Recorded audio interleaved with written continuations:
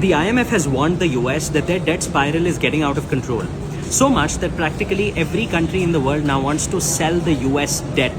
So what will happen if every country, including China, Japan, UK, Canada, everyone sells the US debt that they hold? Well, I'll explain in less than 2 minutes. Firstly, the US today owes about $36 trillion in debt, which for context is more than the combined GDP of every European country, every African country, every South American country put together. And for context, if we were to distribute this on all US citizens, each person would owe more than $100,000 to the world. But why did the US even borrow so much money in the first place? Well, primarily for three things. Firstly, to bail out their banks out of the 2008 financial crisis. Then, to fund their defense budget, which is more than $800 billion a year. For context, more than the 10 following countries combined. And then the third thing, to boost consumption in their economy post-COVID, because, well, everyone in the US likes buying things on credit card debt. But here's the context.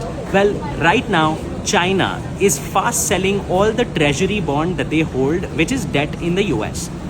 Even Japan is selling it. UK and Canada considering selling it.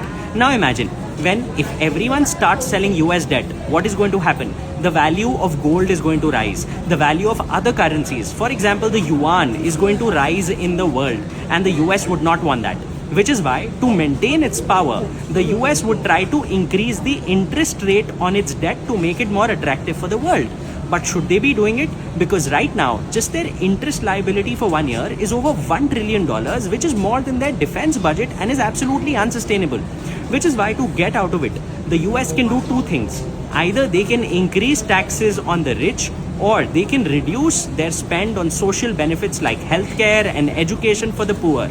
But if they do either of these things, it will cause a massive civil unrest in the US. Which is why, what is it that they're doing? They're increasing tax revenue through increasing tariffs and removing immigrants. Will that help? You tell me in the comments and share it with someone who may need it.